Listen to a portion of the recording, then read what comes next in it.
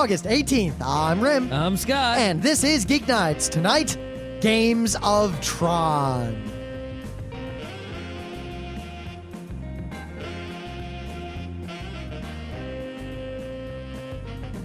Let's do this.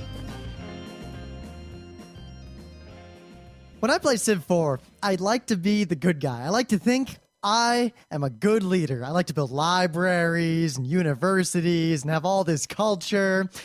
And I generally try to, I played kind of this really nice standard game that I always play. No one, you always play, and there's always one AI that's the jerk. And it's like, I'm looking at you. And you don't want to be the jerk, right? But today, I've been playing on the train, and I decided for once to really just go all out because, playing... I just can't. I tried. I just can't be the jerk. Every time I try to attack people and pester them, it's like, I notice on the computer when they're a jerk, they never actually give a real attack. They just sort of pester. I try to do a real attack, and I always expend all my resources attacking, and I fall behind and I lose. You haven't played much Civ 4, have you? Because when the AI attacks, especially if it's Tokugawa, they tend to wait and wait and wait, and then one round you see 40 elephants sitting right on the edge of your borders. And then they'll ask you for can you spare some optics? And if you're like, no, they're like, okay, war. And if you're like, yes, they're like, okay, war. So it's war or war. But on the train, I was Zulu, and I had all these spearmen. I'm trying to play my normal standard game. I kind of almost role play when I play Civ 4. But then I'm looking at all these spearmen that I built, and I noticed that the neighboring civilization, which is currently the #1 civilization of Charlemagne, has nothing but horse archers. And I destroyed his civilization. And I am now rolling across the continent. That's not being the jerk. That's just taking the low-hanging fruit. He was far higher than me and more powerful than me. He just happened to have an army that consisted primarily of horses, and I happened to have almost nothing but spearmen. Oh. Well, then you had an army of horses and spearmen, didn't you? So then I invaded everyone else on the continent, and I've basically been alternatingly declaring war. That is something. If you can conquer someone else early in a game of Civ 4, especially if they have a bunch of technologies, you basically have this huge upper hand now for the rest of the game. It's game over. Well, especially Civ 4 has all those cool options, like having them capitulate to you or becoming a vassal state of yours. Yep. All sorts of cool stuff. Right. The moral is I got to stop playing Civ 4 on the train. I'm not getting anything else done. Yeah. So I knew it was going to happen. I've been riding this train for a bajillion years. It's going to happen one day. Uh-oh. It's going to have some stomach trouble on the train. It was unpleasant. Have you, for the first time in your life, pooped on a Metro North train? No, I've pooped on the train a handful of times before. Well, I'm talking about in the bathroom, not in the vestibule.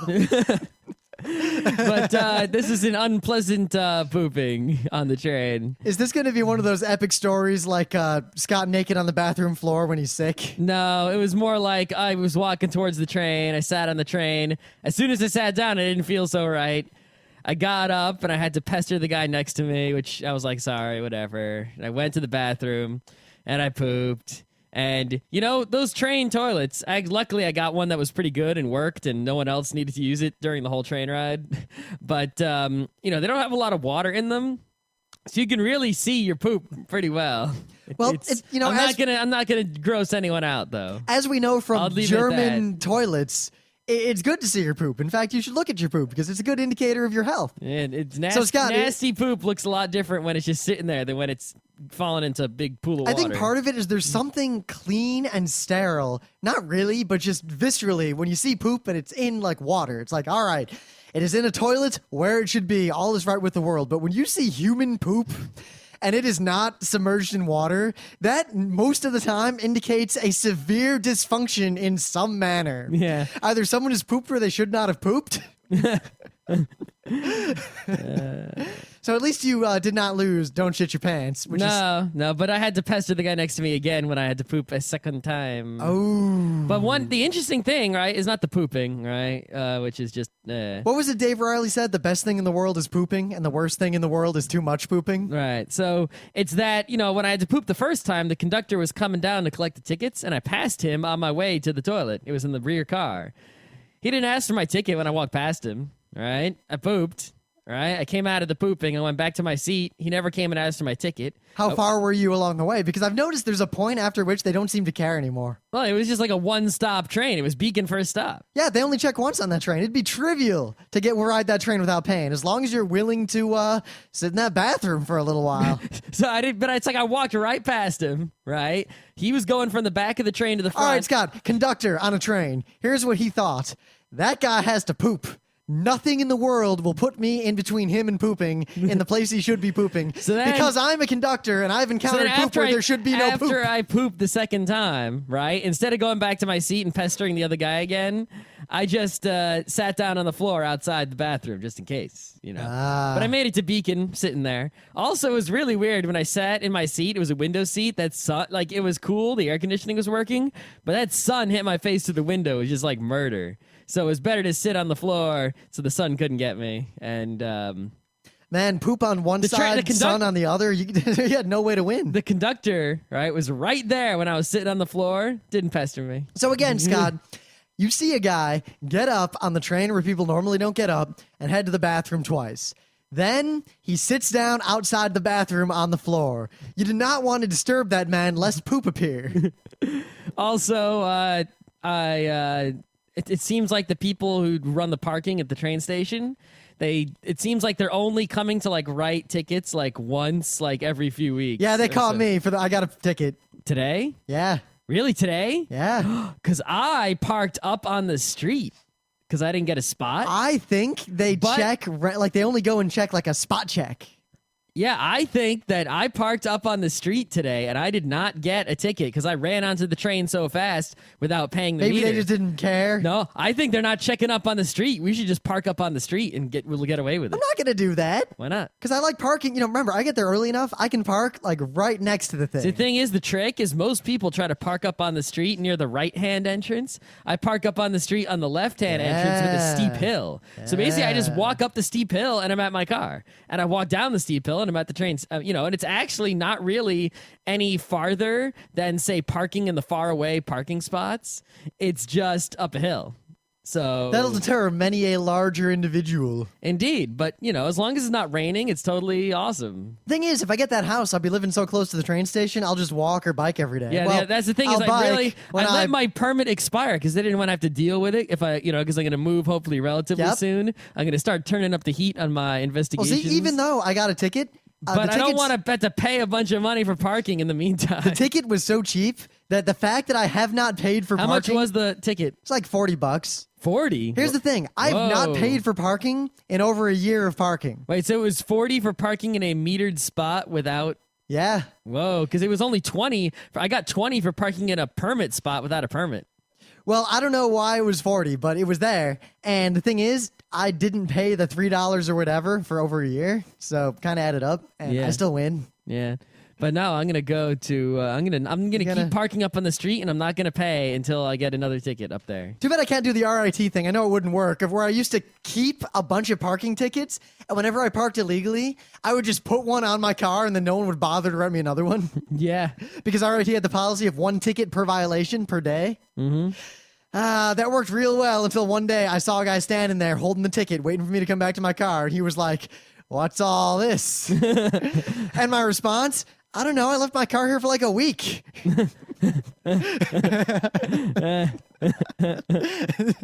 Okay. So you got any gaming news?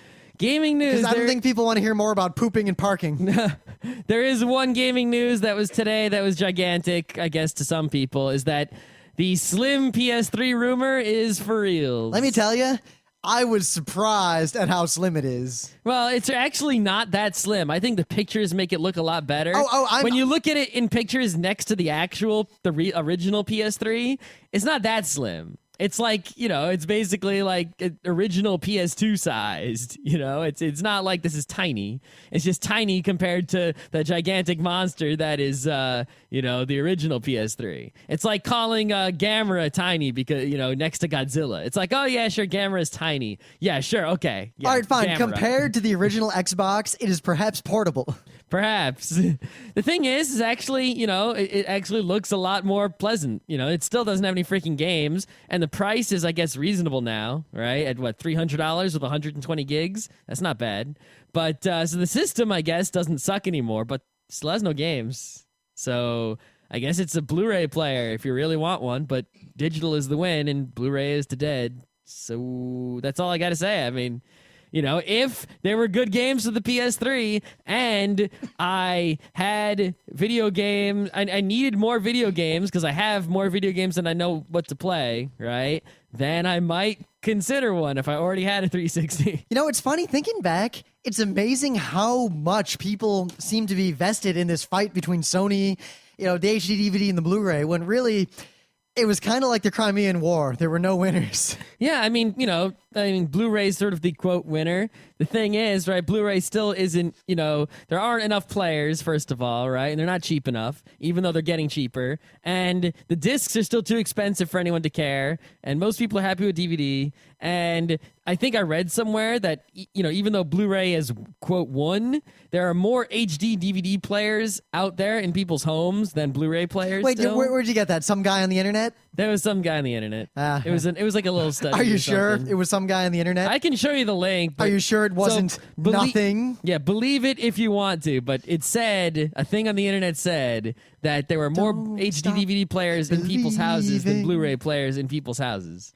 So there's this article, and I'm not going to talk about the article. The article's well written, and there's a lot of good discussion about it. But on Teton Hammer, the question that has been asked, the point of all this is, quote, the balancing act, the challenges of class balance in massively multiplayer online games. So there's this huge article, and people talking about the article on Slashdot and other places. It's like there's this monkey in the room that no one's looking at. The monkey's pooping on everything. He's destroyed the walls. He's parked his car where he shouldn't have. But no one is talking about the monkey, or maybe the monkey shouldn't be doing that. They're all debating, like, the hat the monkey's wearing. They can't think know. outside the box. But this whole thing, the whole discussion hinges on the age-old, the problem that has existed since the first MUD, the very first MUD, when there was Since freaking Hero Quest or D&D, it's existed. in the first game where there were classes. Some guy playing a fighter looked at some guy playing a wizard and said, "This is bullshit. Wizards are more powerful than fighters," and there's been this kind of unwritten assumption in all gaming forever that in any massively multiplayer game, or even any multiplayer game, the classes all have to be either perfectly identical or perfectly balanced, equal but different. And every piece of gaming literature just about that I encounter on a daily basis, or anything anyone writes about, or articles like this, people always seem to just assume this truism. It brings me back to our PAX panel, but I'll get to that later. I don't know. Why doesn't anyone ask why classes have to be balanced? Why can't you make a game where they're actually unbalanced? I think it would make a better game. I think it would make things more interesting. The reason is because when you're playing a game of combat, right? Say, for example, D&D 4th edition, which is the prime example of this, right? And the only thing people are really doing is fighting, and you get rewards for winning at fighting, right? If one person has like 100 attacks that are all wicked powerful and awesome, and the other person, all they can do is like poke things with a stick, right? And the whole game is fights the whole time. The person with the 100 attacks of awesome is going to have all this fun doing all this awesome shit, and the person who can poke things with a stick is going to sit there being bored with nothing to do. And so when you have a game like that, you need all people... But consider this. The common incentive for winning these things, what the game gives you in reward for doing what it is that you were doing, is usually XP, which makes you level up. But if everything's balanced and everyone levels up at the same rate based on the same stuff, you're not really gaining anything. You're just kind of unlocking content. Because it's not versus, it's just grind your own self, hamster in a wheel action. The real trouble is that MMOs really, if you look at it, they don't reward that many behaviors in-game. And when they do, they often do it in a very shallow manner. And there are games that have tried to do other things. I mean, I knew someone who very unironically played a dancer in Star Wars Galaxies and only cared about dancing. But the game, how much was there to reward people who are good at dancing compared to how much was there to reward people who are good at killing shit? Mm-hmm.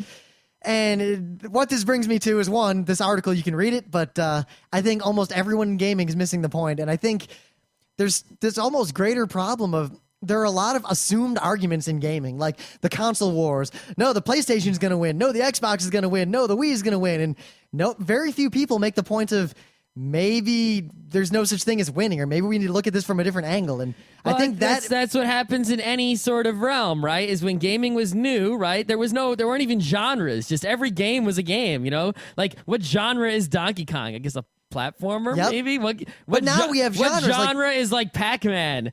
A Pac-Man? I mean... But now people look at a game like a war game, an RTS. Once people have frameworks and labels and, standard tropes, they can't escape them. They can't think outside of them. Once they have this, framework to think within, you get all they can't think of anything else outside of it. You get all this conceptual baggage where you think, well, it's an RTS, so it has to have this and this and this. There's this idea... I forget what the idea is called, that actually, like, language limits what the ideas people can have. Like, people are, I'm not saying whether it's true or not, but I'm saying there's an idea out there that I was about to say that there are many arguments against that sort of thing. I'm just saying there's an idea out there that, people can't think of ideas that they are unable to express with, languages that they know. And true or not, that's basically, sort of the same idea that we're seeing here, is that, people had this sort of like this language of gaming, right? These ideas of gaming, and people can't, it's very difficult to be able to think of ideas in gaming that are outside of, the nomenclatures. But anyway, at the Penny Arcade Expo in Seattle, which is coming up over the holiday weekend, it just so happens that one of the panels we're doing there, one of 3, is losing should be fun, which attacks one of the kind of assumed truisms of gaming, that losing sucks and winning's awesome, and that the goal of all games should be to win. Interestingly enough, I looked at the panel schedule. Oh yeah, some other guy, he's actually a game industry professional, has a panel called "Winning Sucks," and I read the synopsis, and it sounds like he's got the same idea as us. And I wonder why they thought that they should give the same, 2 people submit almost the same panel idea, and they schedule both of them. I think that was a mistake. I don't know, but. Whatever, I'll go to his panel and see what it's all about. It's hard to say, because I kind of, after PAX, much like we do with every other convention, I kind of sidestep the standard process and just have contact. So maybe the people I talked to just gave us the panel, but then the normal process brought this other panel in through the normal channels. Who knows how it happened, but I just think it's kind of weird, and it'll be interesting. And I'm sure the other guy's panel sounds pretty good, actually. So I'm gonna check it out, to make sure, and. We'll handle it professionally. It'll be all right. It's not like it's a competition. Oh, no, we had the same panel. I guess we had to hate each other and be all versus blah, blah, blah. No, obviously we agree with this dude from what I can tell, so we should be all buddy-buddy. But in the Raven Theater on Friday, 11:30, Beyond Candyland. Oh, man. That's us. And then in not the Raven Theater, but as I'm looking through the schedule over Wolfman, to the side. Maybe? Unicorn? In the Wolfman Theater at 10:30 on Saturday. Losing should be fun. And then Sunday? Sunday at 10 a.m., our headlining panel, the panel that we're hopefully going to retire after next year, Beyond Dungeons and Dragons. Ta-da. So basically, we have like the first panel every morning, right? Yeah. So that's pretty awesome for us, because it's basically like we show up at the con early every day, we do our panel, and then the rest of the day do whatever we want. The other thing I'm really excited about is this year we get a privilege. I don't know if we got this last year and didn't take advantage of it, but we actually get a privilege for being panelists. We can go into the exhibit hall an hour and a half before the doors open. That's pretty good. And Unknown Worlds is going to be in there. Yep, we're going to go talk to the NS guys. I'm going to talk to them until they get a restraining order. Yeah. So, how's that skulk? Bitey.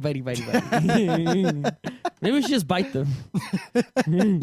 No, I'm going to hold my upper body perfectly stationary and jump very slowly.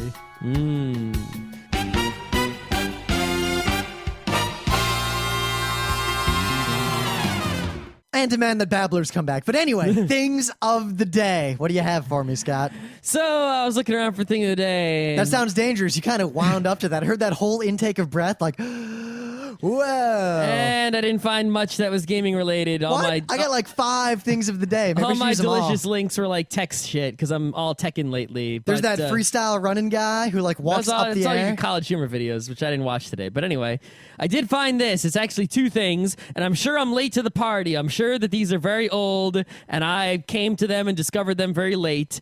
But you know what? I'm admitting it, so that's fine. Other people, at least some people come up, but it's only a problem if you find something old on the internet. If you're like, hey, this thing's totally new and awesome, present it as if it's old and no one will tell you, dude, that's an antique, right? So anyway, what this is 2 Flash games. I'm not sure if there's more. They're on new grounds. They're called Mega Man Verse Ghosts and Goblins, and Mega Man vs. Metroid. And what it is pretty much you play Metroid, except you're not Samus, you're Mega Man. Or you play Ghosts and Goblins, but you're not Samus, you're not, what's his name? Maxim is his name, right? I don't know. Maxwell. I was never up Maximo, I think maybe. I was never all that up on the quote-unquote lore of ghouls and ghosts and ghosts and goblins. I can't believe I forget the dude's name, but anyway, it's Max. You know what? It's Fuck Max that game. something. Fuck that game. That's true, but you're Mega Man instead of that guy.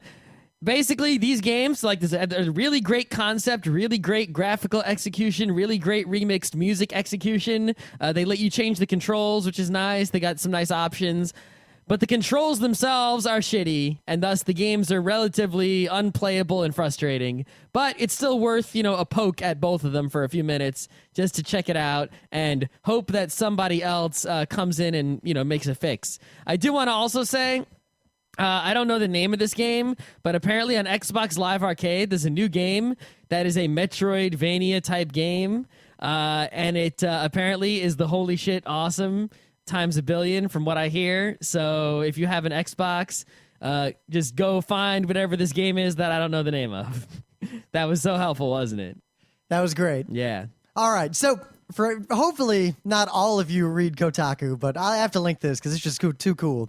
This is a collection of artistic renderings of Link in many different styles. There are many, many pictures here. They're all fairly badass, but I really, really have to point out and stress to you the one that is basically Link as Thor. He's smoking, he's got a giant sword, and more muscles than Wolverine.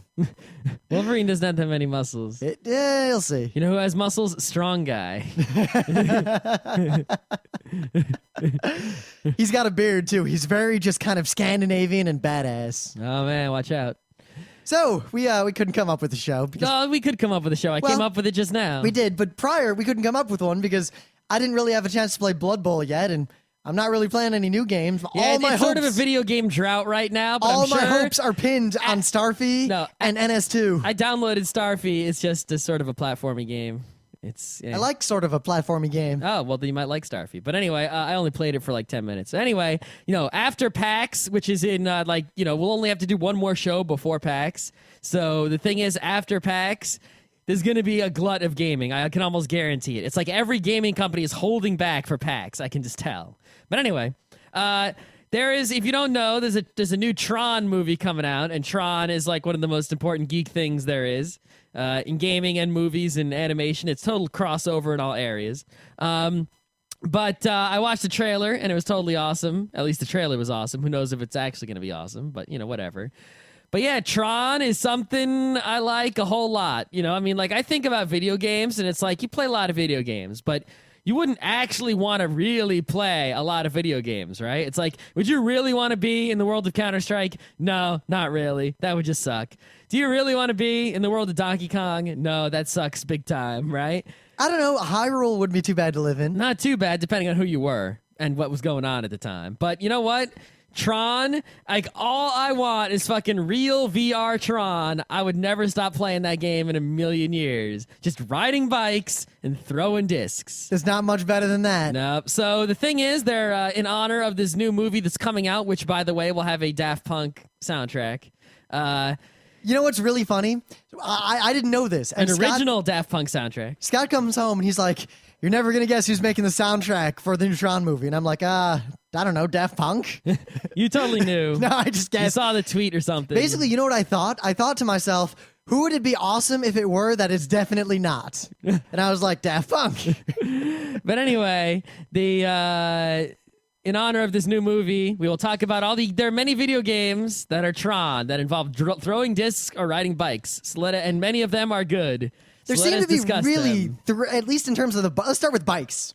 Yeah. bikes, definitely. There are two like completely opposite philosophies about this sort of game: the top-down view and the first-person view. And I'm going to say right now, I think they are equally awesome, and that we should have both. Yes. In fact, why not have a game where you can just push a button and change the view? Right? I think Tron can do that. Here's the thing: if I can have the choice and I want to win, top down always. There's no reason to ever be first person. Oh yeah, first person just makes it harder. But makes it harder and more thrilling. It does. It definitely makes it a lot more thrilling. But it's cool if everyone's playing first person, because then it's like you're getting closer to the real Tron that I'm looking for. And actually, didn't the arcade guy, the retro arcade guy, say he had like some crazy Disc of Tron machine? He did, but I remember him saying that it was really difficult to move and dangerous to move and incredibly rare. Uber rare, yeah. The thing is, I've seen screenshots of the Disc of Tron arcade game. I don't think I've ever actually played it, like the original Disc of Tron. But anyway, we'll talk. That's a disc game, and we haven't played it so much. So I'm sorry. It's probably one of the most important Tron games that we're not going to talk about. I mean, honestly, the one I played the most in my life was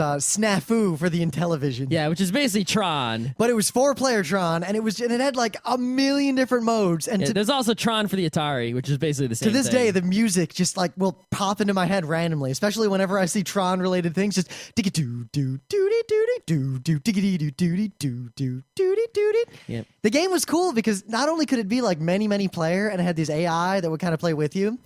If the game turned out to be just for like computers left, it would go in like super fast mode, and just you would see which one won, and it was really cool. Yeah, I spent at least 1,000 hours of my life playing that with my little brother and my grandma. Yeah, see, the thing about the bike games, right, is that it's basically everyone is basically a line that you draw. You're drawing a line, and everyone draws their line at the same speed. And you basically, if your line bumps into something, a wall or another person, you lose. There are not always walls. Sometimes it wraps. Sometimes it wraps, it's true. But if you bump into someone's bike or someone's line or a wall that doesn't wrap, you're dead. And it's whoever's alive at the end is the winner.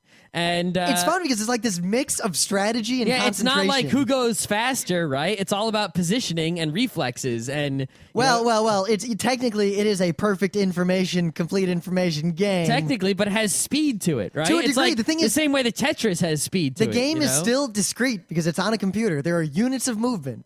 So if you have like Tetris, but if you have the speed down, it is literally nothing more than a game of plotting out the perfect strategy, and it is mathematically a solvable game. Yeah, some of them you can move diagonal, and some of them you can't, though, right? And they're the best in not what the was Atari one when you can move diagonal. Yeah. You can like cross over other people's like paths diagonally as long as you're in the right spot. You could turn your path on and off. Yeah, right behind you could also like drive into someone else's bike, but not into the line. So if you crash into them directly and then turn away, that you can actually like avoid them and snap through to the other side. And that's really good because it sort of avoids like the pointless end game of, you've cut off 51% of the board on your side and I've got 49% of the board on my side. If we both play perfectly and don't slip up, I lose. I might as well just kill myself. Scott never played perfectly. So I played perfectly. What are you talking about? Should we whip out the Atari again? Maybe film it? We'll have I will bet Maybe we should. Maybe we should play some GL Tron too, which is far more exciting and modern. It is. It's also a lot more difficult. Yeah. GL Tron, if you don't know, is basically a 3D Tron that is open source. It's pretty old. Like it's been around for a long time. It's a Linux game, but I think you can run it on pretty much fucking any computer that has OpenGL, right? And basically it's just Tron 3D. That's it. That's all there is to it. It's just modern and fast and good looking, and it looks like actual Tron. In fact, it looks better than the first Tron movie, a lot better. But it's out there, and I think if you want to play a Tron bike game, you just go get GL Tron. Maybe I'll put a link to the website in the show thingy. But basically, I don't know, there's something about these sort of kind of very simple, very direct competition games that to this day, I always fall back on them. Yeah. I don't know what it is. It's like just, there's a lot of competitive games out there that's sort of complex and fiddly. Part of it is I think the games are straight on mano a mano. They're so simple. Draw a line versus the other guy drawing a line. Like Outlaw, shoot the other dude. They're so simple. I want to play some fucking Outlaw. And they're Holy shit. that minute to learn, lifetime to master situation. But I think the simplicity of the rules and the directness of the competition creates this sort of competitive intimacy to where you and the opponent, how when you play a game of, say, Puerto Rico or Tigris and Euphrates against 3 equal, amazingly skilled opponents, and it's a completely different game from playing against noobs. In a game like this, you know that the other player has complete and total awareness of the game. You cannot trick them. Yep. You know you cannot trick them. It's almost like you are both the same person at the same time in the competition. It's this really weird transference that I've only ever experienced in very simple, very direct competition games. So I think that is part of the reason why I want to play like Tron in real life so badly. Of course, without the chance of dying, but yeah, without the for falling real. through the, I don't what happens when you fall down Because those you would pits. combine, because Tron, even whether you're playing this game, the game, it's like some games when you make them 3D or fancier, they change fundamentally. Like say Mario, not that 3D Mario is bad, but it's fundamentally different when it's Mario 64 versus Mario 3, right? But Tron, whether it's like VR and you're actually riding bikes with light trails behind them, or whether it's Atari with big pixelated blocks just moving around a grid that's incredibly low resolution, it's the same exact game. The only thing is that the 3D VR one adds sort of like the roller coaster thrill of riding a bike at high speeds, whereas the Atari one does not have such a roller coaster, thrill to it. But otherwise, it is really the exact same thing in terms of the game and the competition. It's just so pure that it cannot be spoiled by enhancing it. Unless you made it a different game, in which case it's no longer pure. Now, But disc-wise, though, I gotta say, my favorite Tron-y disc game, even though it captures, I guess, the spirit and the feel of Tron discs, but yet is nothing like Tron discs at all. Yeah. Is Ricochet, which Yep. was like this mod that came with Half-Life in back in 2000. Yeah, I don't know if you could. I don't know. It might cost money now, or if it's free. I have no idea. I but don't think it's free unless you already have it, and no one plays it. I think We have to go check on Steam. unlike every other game that we want to play, that old games that are difficult to get together, we got to set up VPNs or anything. If you guys, listeners, all get Ricochet, we will play with you. Yeah, Ricochet is a game that's actually easy for everyone to get together and play. Ricochet, basically, it's a Half-Life 1 mod. It was free for us, at least. I don't know if it's free for anyone else. 9 years ago. 9 years ago. And basically, the way this game worked is an FPS. And there are different kinds of maps, right? There's the dual maps, and there's also the free-for-all, everyone go all the time maps, right? And there's these platforms, and every platform is a big disc, and each platform has triangles next to it. And you step on a triangle, and it bounces you through the air to the next, another platform. So you basically bounce between these platforms by stepping on these triangles. You can't jump. All you can do is move and throw discs. And you have 3 discs that you can throw. And once you've thrown the 3 discs, you need to wait for them to regenerate before you can throw them again. And the discs bounce off some of these walls, depending if there's a wall there for you to throw a disc at. Sometimes the discs might teleport if you throw them into a teleporter. So you can throw a disc in one direction, but it ends up coming at the guy from another direction. That's And always there's fun. power-ups and There's power-ups like freeze discs and triple discs and all that stuff. the game is just, again, so simple and so direct. I mean, we used to, at RIT, and even when we lived here, we would play this game for 6 hours without stopping in there'd be 10 people on the server, and you just all took turns doing duels and watching the duels. It was just... Some of the servers are even set up to where, if there's 10 people, 5 duels happen at once, and then he keeps mixing the people up based on who won and who lost. This game is just so amazing, and it doesn't really need to be updated at all. No, it doesn't need any changes. It's perfect. You could make the graphics better, but the gameplay was absolutely perfect. It was a little bit, tiny bit, not necessarily buggy, but fiddly. Yep. In that, there'd often be the situation where if 2 players jump and run into each other, there was a fine art to making sure that they died slightly before you. Yeah, because you could die by either getting you could die by getting hit by a chainsaw disc, right? And basically, if you didn't use any of your discs, you still had all 3 of them, you could push secondary attack to throw a chainsaw disc. And if that hit someone, their head just popped off and they died. Well, right? or you could die by being a dumbass and either falling or getting knocked off. Right, so you could fall off the map just by jumping improperly, by stepping on a triangle and then pushing some arrows in the air in a way that made you fall off. Or if you got hit with a regular disc, you didn't actually die, you just got pushed a little bit. So if someone can throw their regular discs at you and push you off the edge, which would kill you. And of course, if you jump up and you bump into someone in the air, you're both gonna probably die, but whoever dies first is the loser. So there's always that situation. It's just, you know what? It is an elegant game from a more civilized age. Oh, absolutely. I always loved how there were like advanced players who do stuff like you would hit a triangle to jump in the air, and usually you don't want to touch any arrows when you're jumping because that'll just knock you I would into like a hole. loop around and be back on the same platform. It's like, if you just don't touch any arrows at all after you step on a triangle, you will land perfectly on the destination platform, assuming nothing else bad happens to you. But if you do push some arrows properly, you can like land on a platform that you're not supposed to land on. Like, normally this arrow points to that platform over there. But if I, push left when I step on this, I'll actually land on that platform over there. And that's how you get advanced play and just totally own noobs by jumping and landing behind them when they don't think it's possible. Plus, there was this, it almost ended up them in the back. being like fencing, where someone could use the chainsaw, which is the instant kill if it hits you. But you could block discs that were shot at you with your own discs. Yep. And you could do like the 1-2 where you block and you also shoot, and then it was just so great. Oh my god, I want to play it right now. Yeah, we should play it later. But there's also the kinds of situations like at the beginning of every match, if it was a duel, right? There's like you get a little bit of time to walk around before the duel starts. Of course, you can lose the duel before it starts by falling off, which you just suck, right? But you can also sort of posture. It doesn't let you throw discs for like 3 seconds. It counts like 3, 2, 1, go. And then you can start throwing discs. So what'll happen is either A, the players will sort of stay far away from each other and, sort of go, or they'll get right up on the same platform as each other and sort of go, and then maybe start the match off trying to do a chainsaw right away. That's another thing, that the whole... A lot of these old games, like NS and this game, have the ready room or the like pre-match stuff where players this whole psychological thing when you start a match of Ricochet. Yeah, especially back then when there really wasn't voice chat. Yeah, so right? You just you'd see these two avatars kind of chest bumping and jostling for position. Yeah.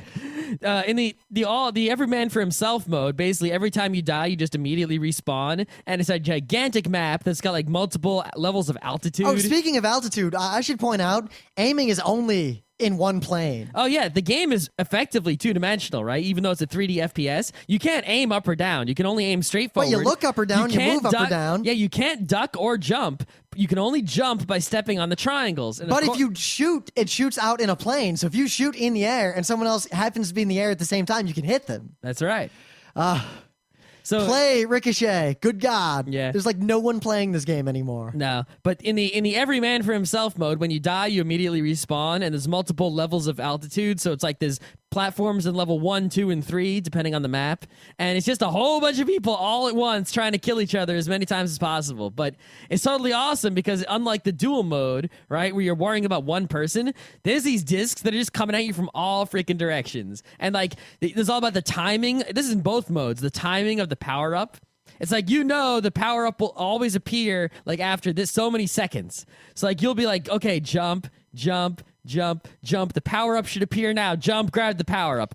That's something a lot of old deathmatch-style FPSs had. There'd be the quad damage that would appear at a semi-regular or a regular interval, and everyone knew where it was, and all the advanced players knew exactly when it was going to appeir because they were counting their heads. They wouldn't stand around and camp it like a noob would, right? They would time their way they're walking around the map such that they will appear in that room at the time when the thing appears and just grab it immediately and then be out of the room. Or they'll pointedly be on the opposite side of the map. Yep. If they don't think that they can get to it, they'll be far away from where it is. There were all these ways of causing this kind of very specific ebb and flow of gameplay that I think a lot of modern games have lost in their rush for complexity. One thing that's really cool about Ricochet is that, you get these different power-ups. The ice disc, which would freeze the other player, allowing you to easily shatter him with a triple disc. The triple disc, which allowed you to throw 3 discs at once and sort of, Simultaneously. Oh, and the joke that only we get. What were the other power-ups? There were the fast discs that you could throw really fast, a whole bunch of them. Power-up stacked. So if you managed to get the 3 disc and the fast, you shot 3 fast discs. Yeah, that was just something so simple like that. It's like you could get triple speed ice discs and just be like, and throw like 1,000,000 discs everywhere if you managed to collect 3 power-ups. It often didn't matter. The power-ups were near neat and powerful, but they weren't necessarily game winners. Yeah, I know, right? It's like, oh no, the other guy got the power up. It's going to be like 30 seconds before another power up appears. He throws like a whole bunch of ice discs at you. They're just normal discs that happen to freeze if they hit you, so just don't get hit. And if you're getting hit anyway, well, you're the whole already game losing. is don't get hit and don't fall off. Right. The guy might have the triple disc, so there's 9 discs bouncing around looking for you, but he could just as easily hit himself with those if he's not careful. Because one of them might be aimed at you, but the other 2 might be bouncing off the walls, hitting him in the ass. So it was always kind of fun like that. And plus, when people get the fast discs that let you shoot a whole bunch of discs real quickly, they'll tend to just go nuts with them and not be too careful with them, and often hurt themselves. Because, your own disc can hit you, too. Remember, it's ricochet. These discs are bouncing off they of the didn't. walls. They didn't knock you back, though. No, but you could reclaim them, basically. No, you did. You could, but you could also hit yourself with a chainsaw, which is not, It didn't kill you. It didn't? No, I thought it did. No, not at all. Oh, whatever. There'd be a lot of play. Like I throw a disc behind me as I'm jumping forward, knowing that it'll bounce and land on the platform I'm going toward because I expect him to jump to that platform and wait for me with the chainsaw. But then the disc I shot behind me hits him before I get there. Oh my God. You also got more points if you killed someone with more ricochets. Oh, yeah, that's right. Every time you kill someone, it tells you how you killed them. So it's like you killed him with a chainsaw blade that ricocheted twice. Big points, You killed him with a direct hit with a normal disc. You were standing right on the same platform and you just threw a disc directly at him and it hit him straight on. 1 point. Big deal, You killed the other guy because he fell off. No big deal at all, really. Your disc bounced like 5 times and then hit the guy after going through a teleporter. 1 billion points. The thing is, those things usually happen by accident. Yeah. You can usually get 1 or 2 ricochets or maybe a teleport kill on purpose, but not a multiple ricochet and teleport kill is usually luck. So, do we have any other disc games to talk about? I wish I had played Discs of Tron more. I've seen it, and it's basically an old arcade game where, it's sort of 2D-ish, 3D-ish. You stand on a disc, you can sort of walk around it and throw discs to the other side, but I don't really know how it plays. I'd have to get like MAME and try to play Discs of Tron just to see how it goes. I don't know. Were there any other Tron games? Yeah, there were a whole bunch, but... Yeah, I haven't played enough of them. But pretty much all you really need to know is that the game of riding light cycles, which basically is the game of drawing a line and trying to get the other guy to bump into your line, is a great game. And the game of just throwing shit at the other guy trying to hit him is a great game. And those are just these 2 really pure and simple games that were based off a movie about video games. Think about that, right? It wasn't like someone invented these games and then someone made a movie about them, like, say, Mario Brothers the movie, right? Or Doom the movie or Halo the movie. There was a movie about video games in general, and they came up with these 2 games for the movie, and they happen to be amazing games. When does that happen? Only once, ever. That's it, right there. Tron. So... there you have it. Play Tron games so that you'll actually know what the hell's going on when you watch this new movie that's coming out. And if you haven't seen the original movie, freaking see it before you see the new movie. Because from the trailer, I can already tell the new movie's only going to make a lot of sense if you've seen the original. You're like not going to know who people are and such and such. And I like Tron. Oh, and Tron Guy. We saw him at PenguinCon 2.0. I was about to stop, but you kept saying things, so I kept recording. That's fine. Tron Guy.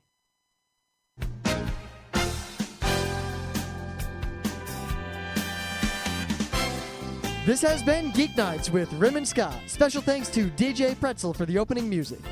Be sure to visit our website at www.frontrowcrew.com, where you'll find show notes, links, our awesome forum, a link to our Frapper map, and links to all the RSS feeds.